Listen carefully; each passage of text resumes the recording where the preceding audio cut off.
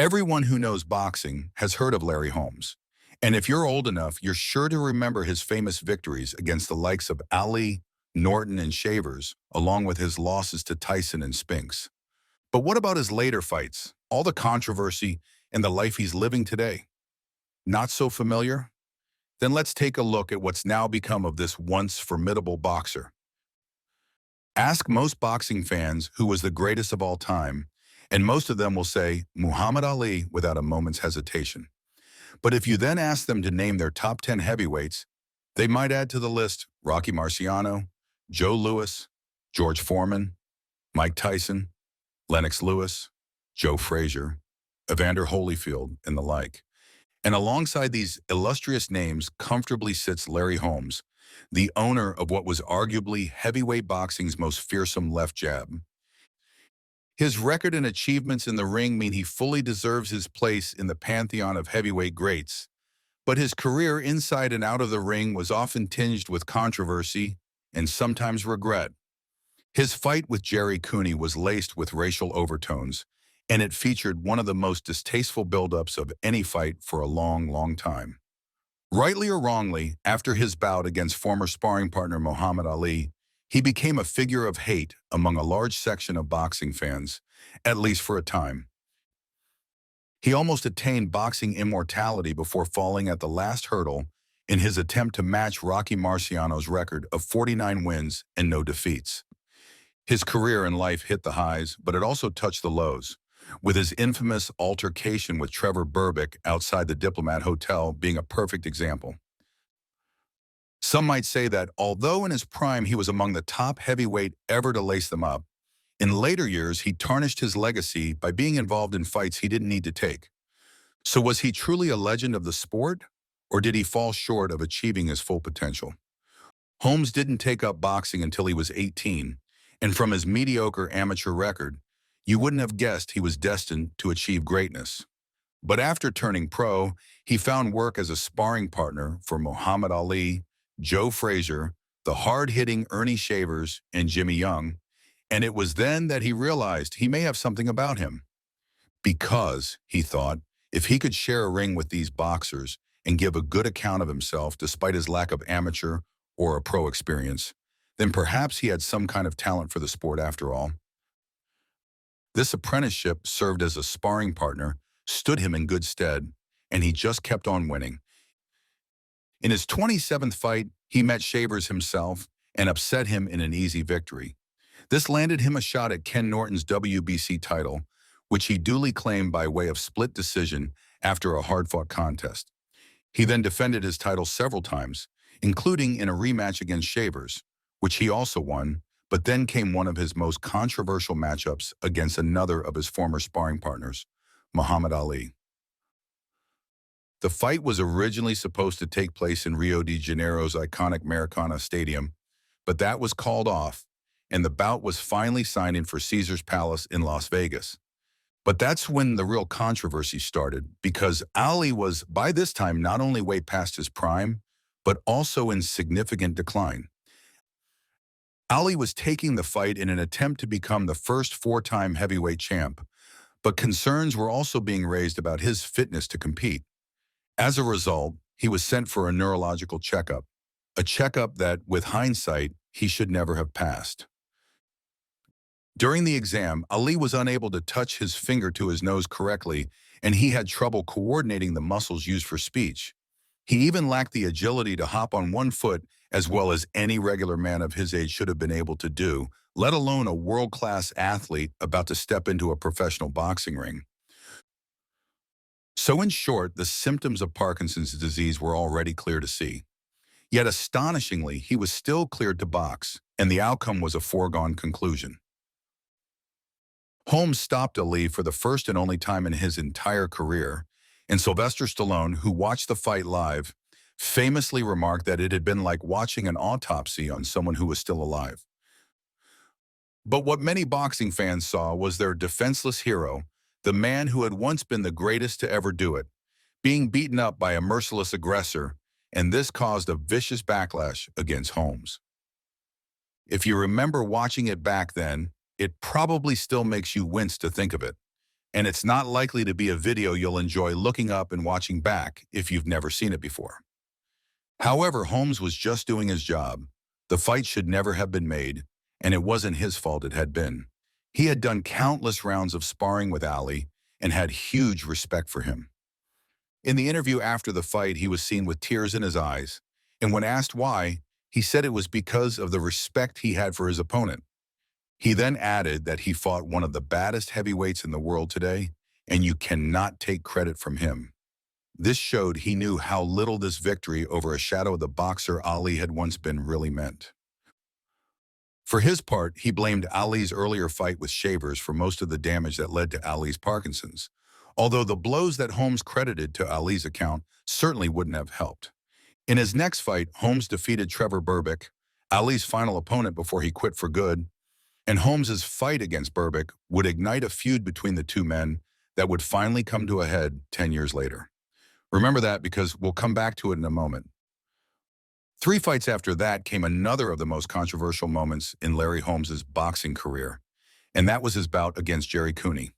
In a fight promoted by Don King, Jerry Cooney was cast as the Great White Hope, the man who would beat Holmes to become the first white heavyweight champion in 22 years. In the build-up, Cooney appeared on the cover of Time and Sports Illustrated magazines for their coverage of the fight rather than the champion Holmes. Members of Cooney's team stoked the flames of racial tension by wearing clothing displaying the words, "Not the white man, but the right man." And Holmes himself stirred the pot by claiming that if Cooney hadn't been white, he wouldn't have been paid as much. Holmes has always been outspoken, and it's unsurprising that he voiced his opinion in this way. He may have had a point, though, since the champion and challenger received a 50-50 split of the purse, which, let's say, is not exactly the normal way of things. At the fight, it was rumored that white supremacists would try to murder Holmes, so black activists also turned up to protect their man in case of trouble. As a result, police snipers had to be deployed around the arena at Caesar's Palace as a precaution. At the start of the fight, the ring announcer then broke with tradition by introducing Holmes, the champion, first, and Cooney, the challenger, second, something that caused outrage in parts of the boxing community. In the fight itself, Holmes came out on top, taking victory by TKO in the 13th, maintaining his still unbeaten record. Holmes and Cooney went on to become good friends in later years, suggesting that the racial tensions had been manufactured by the promoters to sell the fight. That plan obviously worked since it proved to be one of the most highly anticipated bouts of the early 80s, an era when many great fights were taking place. However, blaming Holmes or Cooney for any of this is highly unfair. With this victory, Holmes edged ever closer to Rocky Marciano's coveted record of 49-0. Holmes continued to win, eventually reaching 48-0. He now needed just one more victory to write his name in the history books by tying with Marciano, and with one more win after that, he could take the record outright. But next up was Michael Spinks. Spinks was moving up from light heavyweight. Remember, cruiserweight wasn't really a thing back then. And although Spinks was faster, Holmes was considered a heavy favorite. Spinks, though, had other ideas because he had eyes on making some history of his own. Spinks took the win on points, becoming only the second man to be crowned champion in both the light heavy and heavyweight divisions, and the first man to hold the 2 titles at the same time. On missing out on boxing immortality, Holmes was disgusted, and in his typical brash style, he declared that Rocky Marciano couldn't carry my jockstrap. So much for being magnanimous in defeat, huh? But this was Holmes' style, and although it might not have won him any new fans, you can probably forgive him for being a sore loser, considering what he had just missed out on. The two then contested a rematch, which Holmes also lost. He followed this up in a post-fight interview by uttering the unforgettable words, "The judges, the referees, and promoters can kiss me where the sun don't shine. And because we're on HBO, that's my big black behind." And then, having suffered these 2 unbearable defeats that leave almost anyone sour, he retired. Holmes wasn't done just yet, though. He was lured out of retirement 2 years later to fight a prime Mike Tyson, a fight he also lost. After this, he quickly retired again, and Holmes's time at the top was over. But over the next few years, he made several comebacks, winning the majority of his bouts, but losing more often than not when he came up against the top-level fighters. He was never able to regain a heavyweight title, losing all 3 times he was given a shot. His detractors often accuse him of chasing money by fighting on and risking his health against younger, fitter men, when by rights he should have hung up his gloves long before. His final fight was a points victory against Eric Esch, better known as Butterbean, when he was 52 years old. So you could say they have a point. But on the other hand, who are we to say that a boxer can't keep going to make a bit of cash if it's not harming anybody else? It's not as if he was trying to compete at the highest level at that age. And fights like this were more or less just exhibitions. He wasn't the first to do it either, and nor will he be the last. Before we get to the end, we can't talk about Larry Holmes without coming back to his brawl with Trevor Berbick, because it was one of the most shocking moments in boxing in living memory. It happened at a low-key press conference after one of Holmes's comeback victories, and all seemed to be passing off uneventfully as expected. But while Holmes was offering up the usual post-fight platitudes, Berbick stood at the back of the room silently scowling.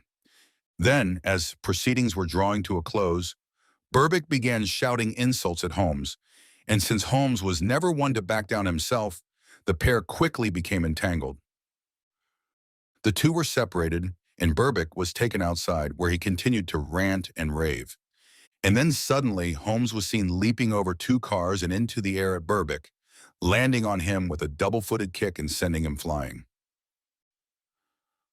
Most people would say that Berbick was by far the more unhinged of the two during the incident, but he obviously got under Holmes's skin, creating yet another controversial episode in Holmes's story to go with all the others. If you want to find out more about the crazy life and untimely demise of Trevor Berbick, we have another video about him too, so don't forget to check it out. And if you're enjoying this one, make sure you hit that like button before you go. So where is Holmes now, and how is he doing? He retired for the last time with a record of 69-6. So is he paying the price for all the wars he was involved in and all the punches he took to the head? Not really. Holmes has been married since 1979 and has 2 children with his wife. He also has 3 other children from previous relationships. He is an active businessman with several interests. He made plenty of money in the ring, invested it wisely, and is doing very well for himself out of the various business ventures he is and has been involved in. He has a little trouble getting about nowadays and is sometimes seen using a cane or a walker. But he's 75 years old, and he's hardly the only 75-year-old who has mobility issues. He can seem a little slow, forgetful, or confused sometimes during public appearances. But again, he's 75. That's normal. It could be a result of his 75 heavyweight boxing fights, but it could just be old age. During his career, his reign of 20 heavyweight defenses is second only to Joe Louis. He defeated some of the biggest names of his era. He came tantalizingly close to equaling Rocky Marciano's fabled 49-0 record, and he's deservedly been inducted into the International Boxing Hall of Fame as one of the all-time greats. Yeah, it probably still stings when he thinks about his 2 defeats to Spinks. But other than that, was his career a failure, and is the way he lives now sad?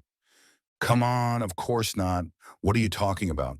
If you've enjoyed this video and want to support us in producing more boxing content like it, please help us grow by smashing that like button. And don't forget to subscribe so you can catch our new videos as soon as they come out. See you on the next one.